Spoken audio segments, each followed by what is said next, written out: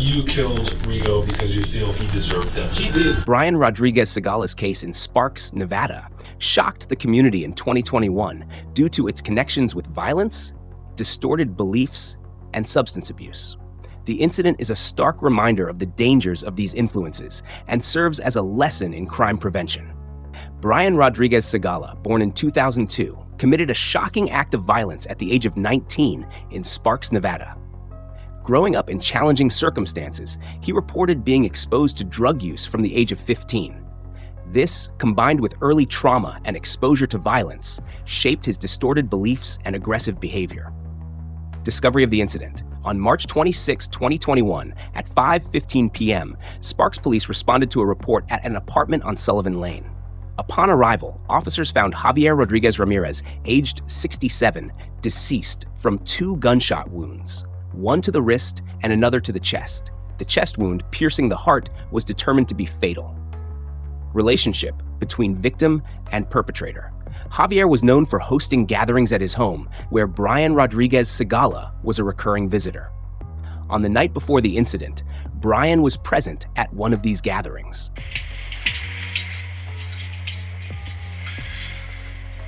Just relax. Use what you bring out. Okay, Brian. You can take a seat, man. If you want some water, go ahead. You want to close? You can close it, yeah. So I just wanted to have a chance to talk to you about what happened. Well, it's a long story, sir. Okay. I got the time. Well, yeah, I know it sounds, because people don't believe on the Bible. Okay. Yeah, they killed me, and with faith, I came back. Okay. But the simple thing, it was that I confessed it, everything, about all my wrong things, and with the faith I had, I came back. I got out. It's like me standing up and seeing my own body, sir. Okay. And then, I don't know, I just closed my eyes, but I know I was going up, you know? Okay. Because I felt I went up. But at the same time, when I opened my eyes, I see my body just not there no more. I'm like, what? But it's just curious because I got the Bible, and then I stopped believing on the Bible. And then, in my room, yeah, I got all the things that I went through the Bible and stuff, and yeah, all the things. Yeah, Jesus Christ. What happened to Rigo's? Yeah, he was my family member, whatever. Okay. But all the people that went visiting to his house, he did people wrong. Okay. He tied people up, like it's like a wedding couple thing, but they tied them with black magic. Oh. And yeah, he did that to me too, because yeah, I met him because of one of my friends, and then yeah, because of drugs. So what did you do because of that? I had to do what I had to do, sir. Okay. Shoot him. I told him first, I'm like, hey, you could just say sorry and just apologize. And he said, yeah, I'm sorry. But he actually didn't mean it. He did it again, but doing it worse, like meaning it. Okay. And so, well, the Bible never lies, sir. You know, I told him, I got double face. I'm Lalo, but I'm usually Brian. But, you know, just confess and try not to do it again. Nah, the next day, it's just funny how he tried to take me, like, to bed, you know, a relationship, but I'm not gay, sir. So I'm always straight. And then he's like, no, well, we're gonna have to do it in the bad ways and the good ways. We go into bed, you're gonna sleep with me. And I'm like, no, I'm not. You know, because I'm not gay, first of all, and second of all, I like females. I don't like fools, you know, especially because you are my, I don't know, couple Rodriguez, you know, and it's weird. But yeah, the Bible never lies. And I do confess I did it. Yes, I did it. According to Brian's testimony, Javier allegedly made inappropriate comments and behavior throughout the gathering. Feeling deeply offended, Brian interpreted this as an unforgivable sin. Under the influence of methamphetamine and his misguided religious beliefs, Brian claimed his actions were meant to punish Javier. He claimed that he gave Javier a chance to confess his sins, but when Javier did not respond as expected, Brian turned him over to God. What were you doing before that? Me? Yeah. Oh, I was just reading the Bible. Okay. Reading the Bible and just sitting in the living room. Do you remember what time you went over to Rico's? It was about to, when all that happened, yeah, it was about to be 12:30ish. Okay. I walked out. And where did you go afterwards? Home. You went home? Straight home and read the Bible again. Okay. Yeah. What time did you go to bed? I usually never sleep. You never sleep? Okay. When was the last time you slept? The last time I slept, it was like at 5 in the morning the same day. Okay. And I woke up early today. Okay. Early What today. time did you get up today? As soon as when I got the first phone call of the neighbor of Rito. Okay. Yeah. How did that make you feel when he asked you to sleep with him? Not comfortable. Not comfortable at all. Okay. Because, like, first of all, of course, I would not sleep with someone I don't like to sleep, you know? Yeah. Especially with a dude. Yeah. And I told him, I was like, man, I'm not like that. But it's just funny because we're watching TV, and it's like a simple, like, he's controlling people over the TV, you know? And I'm like, hey, I could do it too, you know, but for me, it's not a good, simple thing to do because I like people having their own time. Mm-hmm. Because, yeah, people are ruining my family, but doesn't mean I gotta ruin someone's, you know? I want them to see them happy. Mm-hmm. One thing that I never did, but I know I'm gonna do it. Because for his fault, yeah, my mom and my dad never got along. Mm-hmm. My mom right now, she's in Mexico. Okay. Yeah. And how did Rigo react when you didn't want to sleep with him? I know he did not like the and then, yeah, he's like, yeah, you trying to smoke weed? Like, like, how's it called? Giving me drugs. Okay. Yeah. And, yeah, I was smoking weed, couple things. But doesn't mean, like, I was just doing it how's it called, like, for me, like, to, oh, yeah, I want to, so I'm just gonna just appreciate it and just do it. No, I was doing it because the Bible was there. And the Bible is my life. The Bible is me, my brain. Where was the Bible? On top of the TV. Okay. Yeah. So the Bible and the cross, that ones are the originals. Okay. The special ones. I took them to him. Mm-hmm. Because I told him, hey, appreciate the Bible because if not, I'm going to have to do what I got to do. Because for your fault and for others that I appreciate, yeah, I got through hell and I came from hell. So it sounds like there was an argument after he asked you to sleep with him and you said no? It was the next day because the night when I did everything, he was with his worker, I don't know who he was. Okay. But he was doing the same thing what he did to me. Oh. He was sleeping with him, you know? Okay. So everything what everybody does, or I don't know if he did it to everybody, but yeah, like how I did it, he was starting with someone else. Mm. I think it was his, how do you call it, like if I'm with someone and his brother is like a brother, sister-in-law or something like that. Okay. Like a relative? Something like that. Okay. Well, that one dude, I don't even know him, but I gave him a coin. And that coin, yeah, it's a company car. Uh-huh. Because my grandpa, he has companies. And yeah, I gave it to him. I was like, hey, I want you to work with me and I appreciate you. Because like, he tried to help me out too, and then he tried to put him against me, and I'm like, nah, don't even try it, dude. Because my issues is the Bible, and the Bible is way more powerful of the bad spirits. Because I seen him like trying to scratch himself, and I'm like, dude, just stop it. And I looked at Rigos, and Rigos, I took it to his position, to him. Rigo just jumped. He's like, oh, it hurts. Stop it. And I'm like, well, you stop it because you're making other people just feel bad. And then, yeah, I did everything. I shot him. I don't feel bad because he deserved it. Okay. So you didn't feel bad after you shot him? No, because for me, I feel like I helped a lot of people, not just one. Mm-hmm. Well, what did you do to help a lot of people? Just appreciate everything what they did to me and I will not do them what they did to me. Because for him and another female, and the female, yeah, her name is Gloria. Okay. She's another one. What happened with Gloria? She's the one who killed me, sir. Oh, okay. Yeah.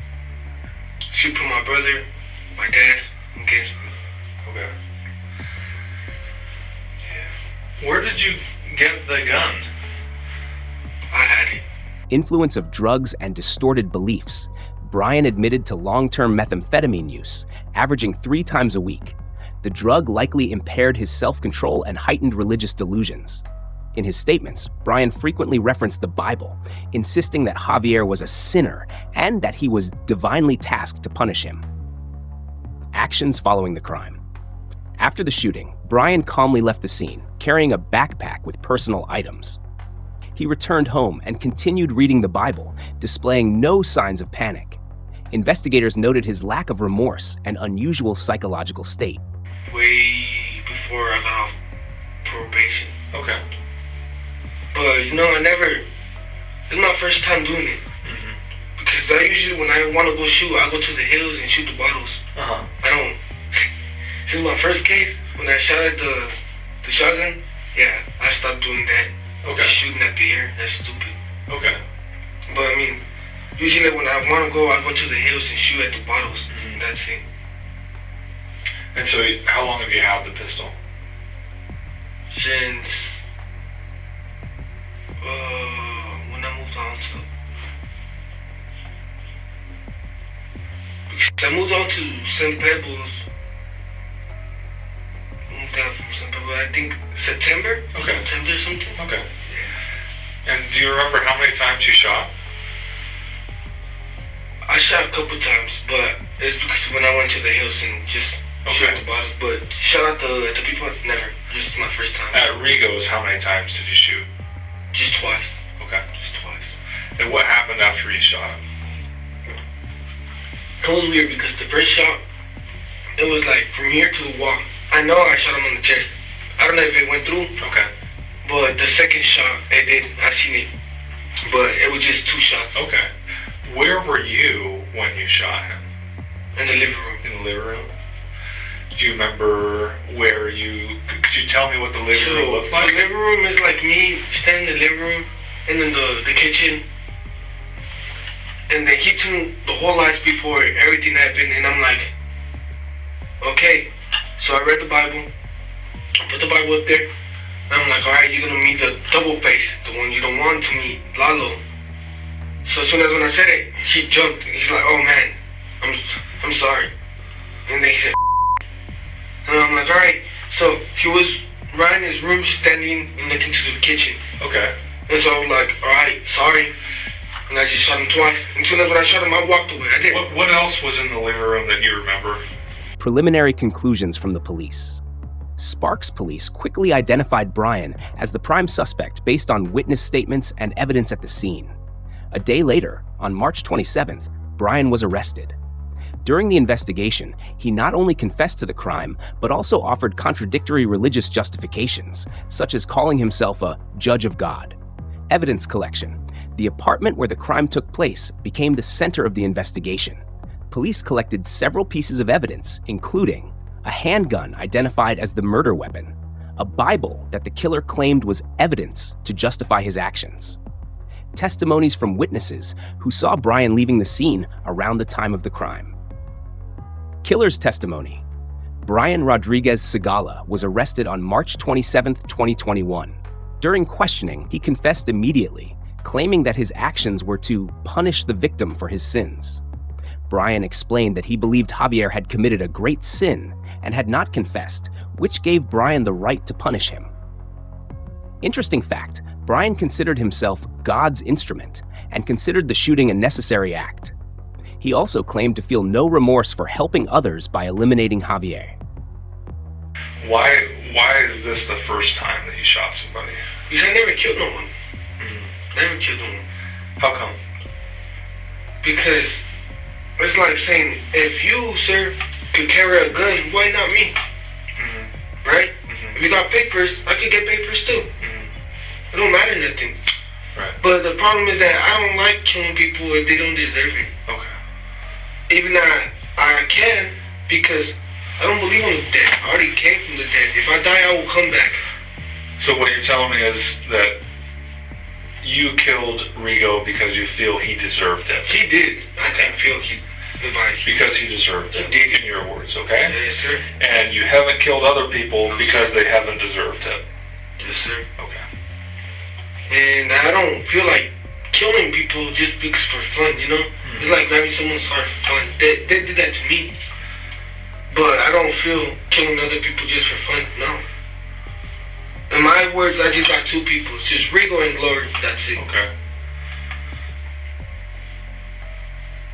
Because Glory, she was the one type of people that gives me a lot of mess, you know? And I did fuck with it, I'm not gonna lie. But she trying to put me in a mental hospital. Oh, really?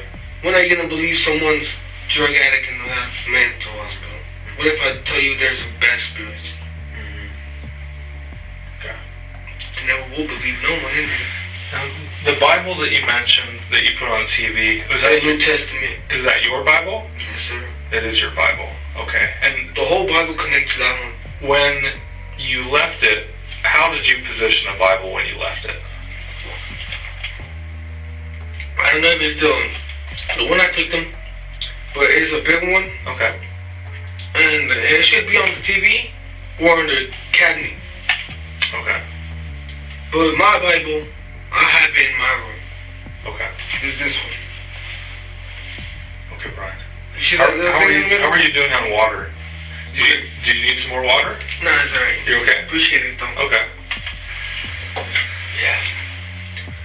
How are you feeling today?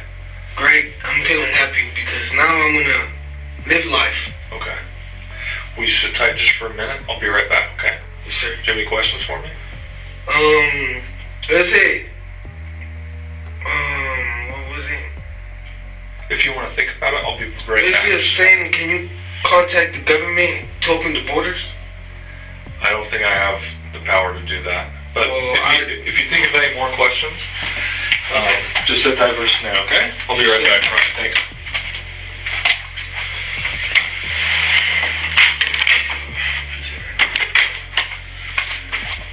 Hey, Brian.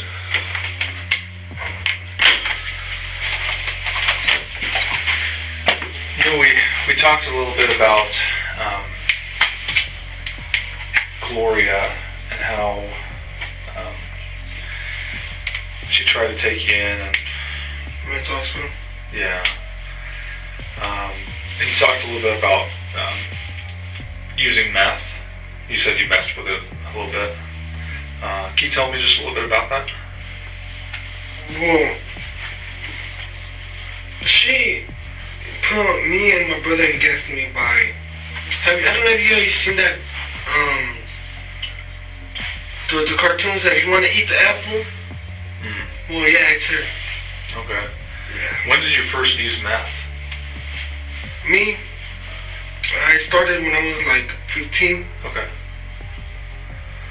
And are you currently using it? Yes, sir. Okay. How often do you use it? I don't use it as much. The only thing I use is weed and tobacco. Okay. Couple sometimes just beer. How often do you think you use meth? Like 3 times a week or so. Okay. Where do you get your meth? Oh, with Rigo. With Rigo? Rigo and her. Okay. Rigo and Gloria? Do they give you meth or do they sell you meth? Well, they never sold me, but I got some. Okay. I'll go buy some. I will be back. But I know they were the drug dealers, so. Okay. And you mentioned before that that Rigo deserved it. Now, when you went over that day, were you planning on killing him? No, sir. Okay. You mentioned that he had asked you to sleep with you, and that created... He's one of those like people that are stuck in their brains. Like, Okay. it's like telling me telling you to do something without even sticking with it. Okay. You know? Yeah. And it's possible. Yes, it is. Okay.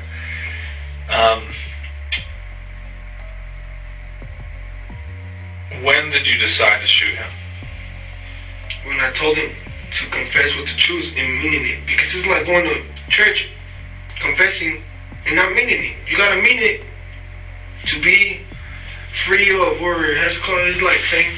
Trial. The trial lasted 6 days in May 2023. The prosecutor focused on highlighting the following key factors. Brian's violent actions were not spontaneous, but premeditated. His statements about his religious beliefs were not sufficient to justify his actions, but instead were manifestations of his mental deviance. The effects of his long-term drug use increased his violence and loss of control. Evidence and testimony. Physical evidence. The gun was identified as Brian's and matched the bullet wound at the scene. Witness testimony. Several witnesses confirmed that Brian was present at the scene shortly before the shooting. Expert testimony. Psychologists were called in to analyze Brian's mental state.